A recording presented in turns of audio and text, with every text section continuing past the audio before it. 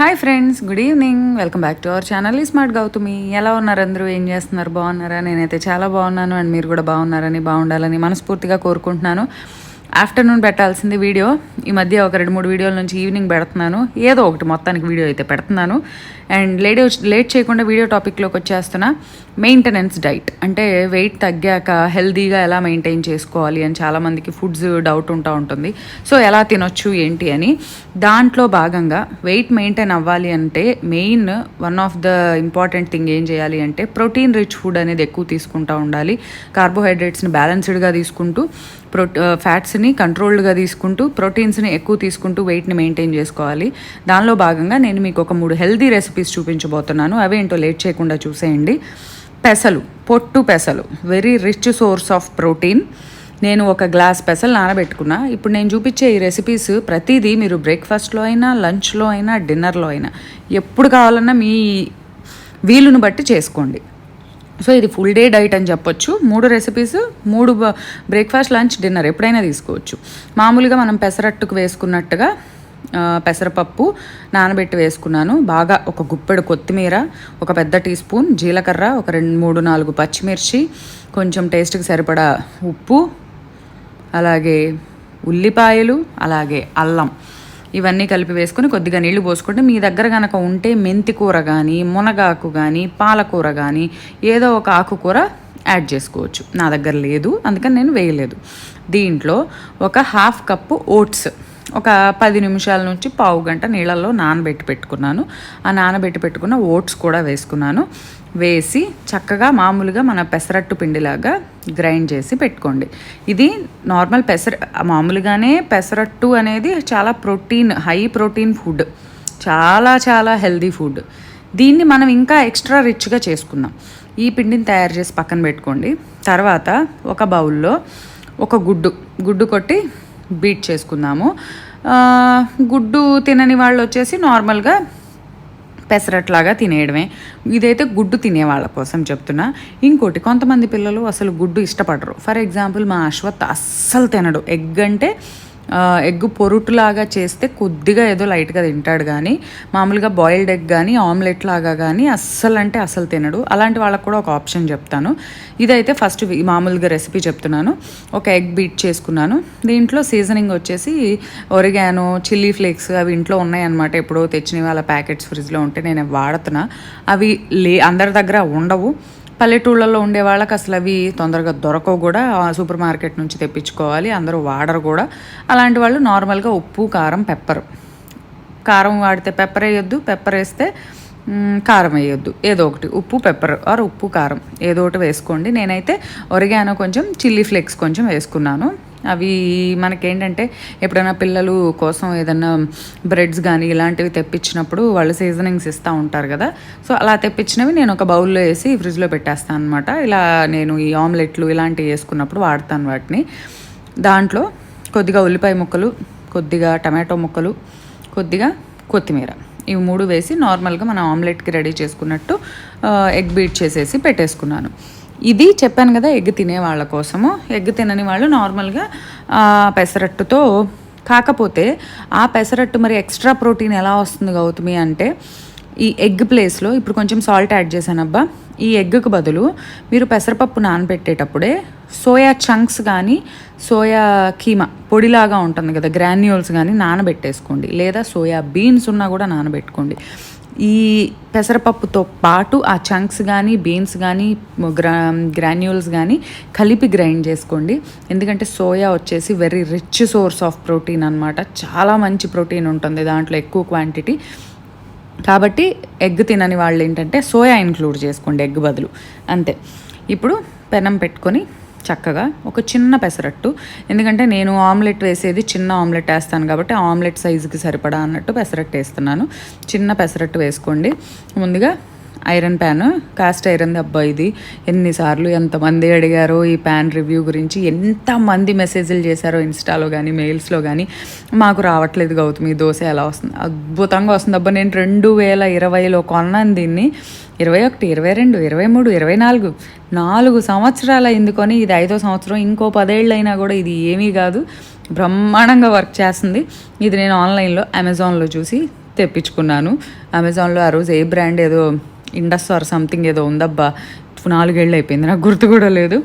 అప్పుడు తెప్పించుకున్న ప్యాను. చాలాసార్లు చాలామంది అడిగారు ఈ రివ్యూ అయితే. అద్భుతంగా, నేను జస్ట్ పెద్దగా సీజనింగ్ చేసింది కూడా ఏమీ లేదు. లైట్గా హీట్ చేసి ఆయిల్ అప్లై చేసి పెట్టేశాను. ఉల్లిపాయ ముక్కలు కొద్దిగా వేయించి ఎవ్రీ టైం వాష్ చేసినప్పుడల్లా, ఎవ్రీ టైం అంటే ఎవ్రీ 2-3 టైమ్స్కి ఒకసారి వాష్ చేస్తాను. మామూలుగా క్లాత్తో తుడుస్తూ ఉంటాను. వాష్ చేసినప్పుడల్లా క్లీన్ చేసి డ్రై అవ్వగానే కొద్దిగా ఆయిల్ అప్లై చేసి పెట్టేస్తాను, అలా డ్రైగా వదిలేయకుండా. అంతే. చూసారు కదా, చిన్న పెసరట్టు వేసుకున్నా, లైట్గా కొద్దిగా నూనె వేసుకొని కాల్చుకున్నాము, అంతే. అట్లా మీరు ఎన్ని కావాలంటే ఎన్ని పెసరట్లు కావాలంటే అన్ని పెసరట్లు వేసేసుకోండి. చక్కగా సోయాతో వేసుకునే వాళ్ళు అయితే మధ్యలో ఏదైనా వెజిటబుల్స్ తురుములు తరుగులు ఇంక్లూడ్ చేసుకోండి, ఇంకొంచెం బాగుంటుంది. పన్నీర్ వేసుకోండి. మీరు ఇది తినని వాళ్ళు, ఆమ్లెట్ తినని వాళ్ళు పన్నీర్ ఇంక్లూడ్ చేసుకోండి, పైన పన్నీర్ తురిమి వేసుకోండి, చాలా బాగుంటుంది. ఇప్పుడైతే పల్చగా 2 పెసరట్లు వేసుకున్నాను. క్రిస్పీగా కాలనివ్వద్దు, మెత్తగా కాలాలి. మెత్తగా కాలితేనే మనం చేసే ఈ రెసిపీ వస్తుంది. ఇప్పుడు ఒక ప్యాన్లో కొద్దిగా నూనె వేసుకొని, ఎంత జస్ట్ ఒక 1/2 స్పూన్ అనుకోండి, వేసుకొని ఆమ్లెట్ వేసేసుకుందాము. ఈ ఒరిగానో చిల్లీ ఫ్లేక్స్ వేస్తే చాలా బాగుంటుంది అబ్బా, పిజ్జా ఫ్లేవర్ వస్తుంది. ఒరిగానో ఆ సీజనింగ్ నాకు చాలా ఇష్టం, ఆ వాసన అంటే. నాకు ఆమ్లెట్లో నేను ఎక్కువ మష్రూమ్ కూడా ఉంటే మష్రూమ్ కూడా వేసుకుంటాను. మష్రూమ్స్ని సింగిల్ సెల్ ప్రోటీన్స్ అంటారు. మష్రూమ్స్లో కూడా very good source of protein ఉంటుంది. సో మష్రూమ్స్ కూడా ఇంక్లూడ్ చేసుకోవచ్చు ఈ ఆమ్లెట్లో.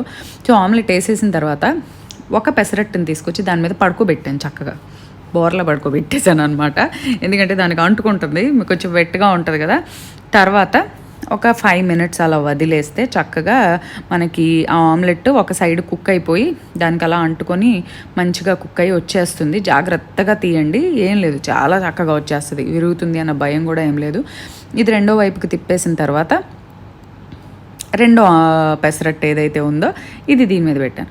గౌతమి ఇవన్నీ ఇలానే చేసి తినాలా అంటే చెయ్యవసరం లేదు, ఇలా ఏమీ చేయాల్సిన పనే లేదు.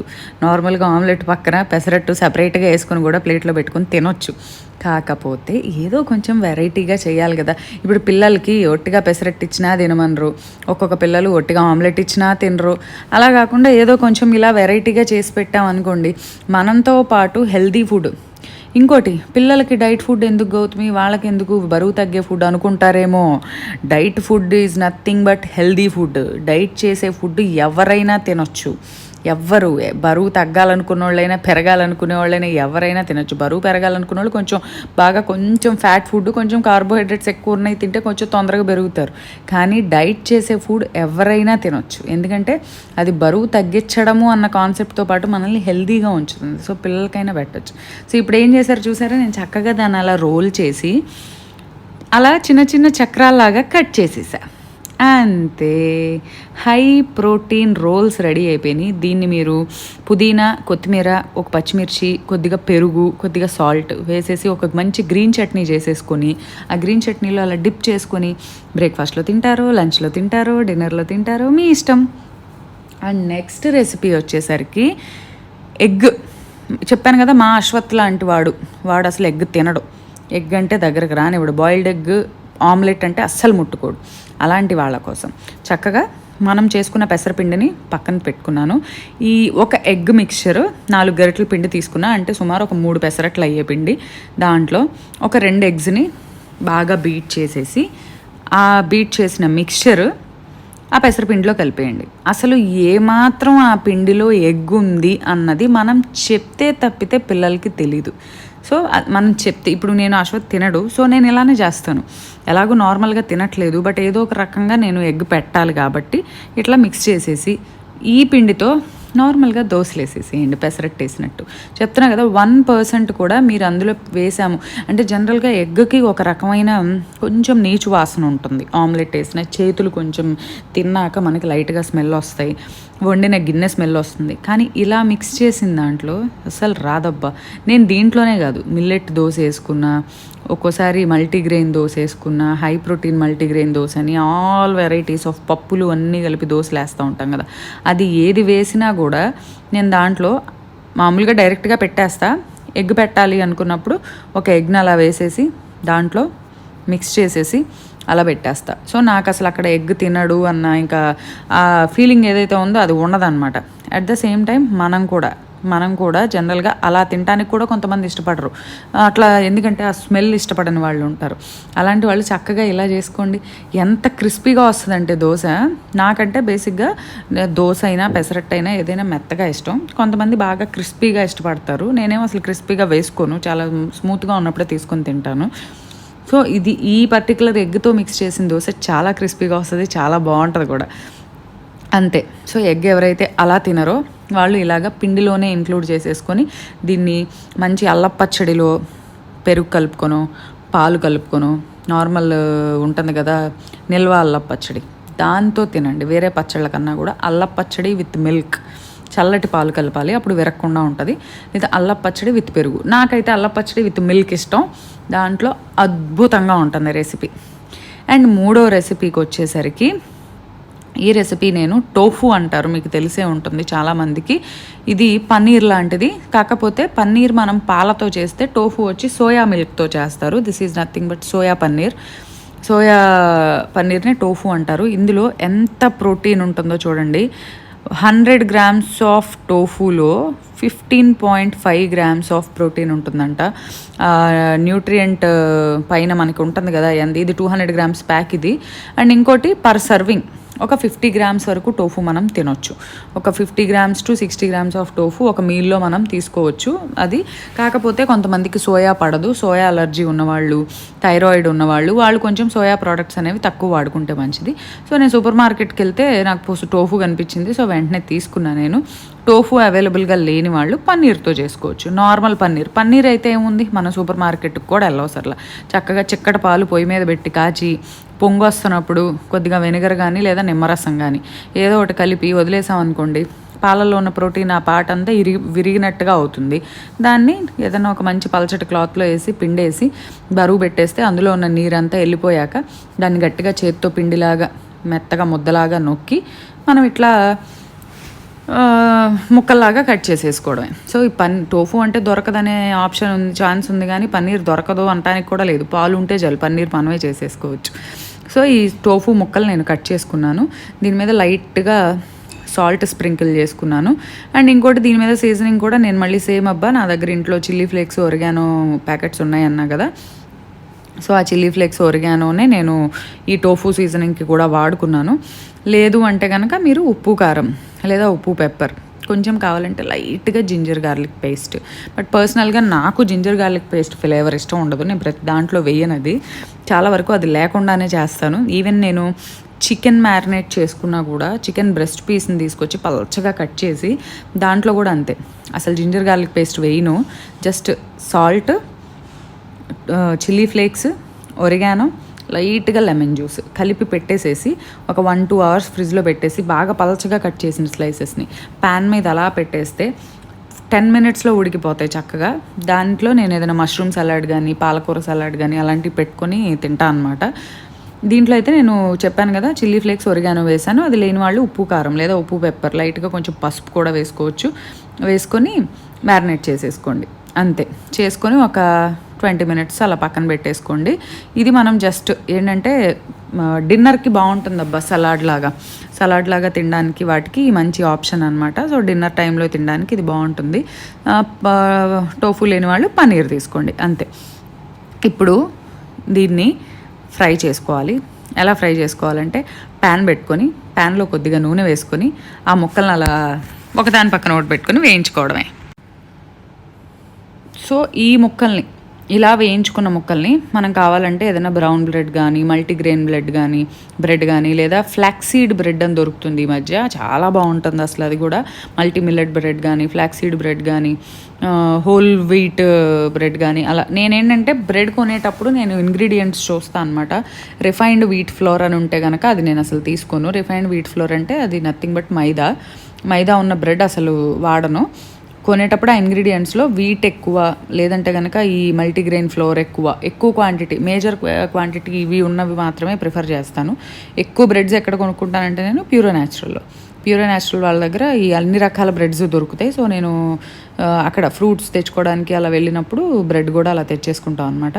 సో చక్కగా బ్రెడ్ తీసుకొని బ్రెడ్ని మధ్యలో అటు ఇటు ఇట్లానే ఒకసారి ప్యాన్లో కుక్ చేసి పన్నీరు, కొంచెం పెప్పరు, కొద్దిగా ఇట్లా చిల్లీ ఫ్లేక్స్ కానీ ఏమన్నా వేసి కొద్దిగా లెమన్ జ్యూస్ వేసి పన్నీర్ని గట్టిగా మిక్సీ కొట్టేస్తే ఒక ఏమంటారు సాస్ లాగా వస్తుంది.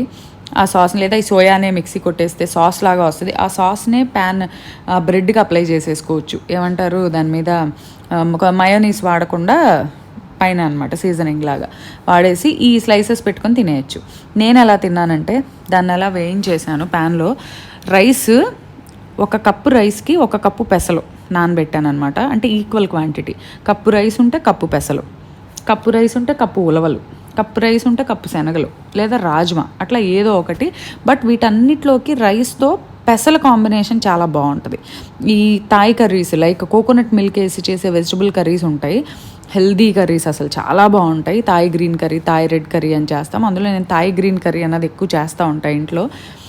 ఆ కర్రీస్కి కానీ ఆ కోకోనట్ మిల్క్తో చేసే వాటికి కానీ ఏ కర్రీకైనా ఈ రైస్ పెసలతో చేసిన రైస్ కాంబినేషన్ చాలా పర్ఫెక్ట్గా సూట్ అవుతుంది. నేనైతే అట్లా ఈక్వల్ క్వాంటిటీ పెసలు, నానబెట్టిన పెసలు అండ్ బియ్యం తీసుకొని కుక్కర్లో వేసేసి 1/2 కప్పు పెసలు ఉన్నాయనుకోండి, 1/2 కప్పు రైస్ ఉంటుంది. నానబెట్టేస్తాను బాగా. రైస్ని 1 గంట నానబెడితే పెసల్ని నైట్ అంతా పెట్టేస్తాను. 4 విజిల్స్. నీళ్ళు వచ్చేసి 1కి 2.5. 1 గ్లాస్ ఉంటే 2 కలిపి మిక్చర్, నీళ్ళు 2.5 పోస్తాను అనమాట. 4 విజిల్స్ వచ్చేలాగా పెడతాను అంతే. సో దాంట్లో పెరిగేసి కొద్దిగా సాల్ట్ వేసి కలిపానబ్బా, అసలు ఏమీ లేదు. జస్ట్ పెసలు, అన్నం, తీయటి పెరుగు, కొద్దిగా ఉప్పు అంతే. అదే ఎంత బాగుందంటే, ఎంత కమ్మగా ఉందో, ఎంత కంఫర్టబుల్గా అంటే తినగానే ఒక కైండ్ ఆఫ్ కంఫర్ట్ ఫీలింగ్ అనమాట. అంత హాయిగా ఉంది. దాంట్లో కొద్దిగా కొత్తిమీర, అలాగే కొద్దిగా ఉల్లిపాయ ముక్కలు వేసుకున్నాను. ఇంకా మీ ఇష్టం, క్యారెట్ వేసుకుంటారు, బీట్రూట్ వేసుకుంటారు, సొరకాయ వేసుకుంటారు, దానిమ్మ గింజలు వేసుకుంటారు. సో మీ ఇష్టం. సో మనం పెరుగన్నం, నేను దీనికి తాలింపు వేయట్లేదు. జనరల్గా అయితే తాలింపు వేస్తే నేను పల్లీలు, గుమ్మడి గింజలు, మెలన్ సీడ్స్, సన్ఫ్లవర్ సీడ్స్, కొద్దిగా బాదం అన్నీ వేస్తాను అనమాట తాలింపులో. కొద్దిగా ఇంగువ అవన్నీ వేసేసి ఆ తాలింపు వేస్తాను. సో ఇదేంటంటే తాలింపు వేయకుండా మంచి చల్లటి పెరుగు జస్ట్ అలా మిక్స్ చేసుకున్నాను అంతే. వేసి దాన్ని 2 బౌల్స్ అవుతుంది.